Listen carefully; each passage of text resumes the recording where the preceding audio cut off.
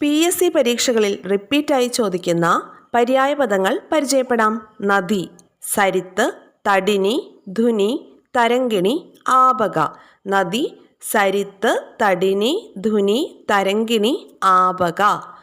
കര, കൂലം, തീരം, പ്രതീരം. കൂലം, തീരം, പ്രതീരം. സമുദ്രം, ജലധി, പാരാവാരം, ആഴി, അബ്ധി. സമുദ്രത്തിൻ്റെ പര്യായപദങ്ങളാണ് ജലധി, പാരാവാരം, ആഴി, അബ്ധി.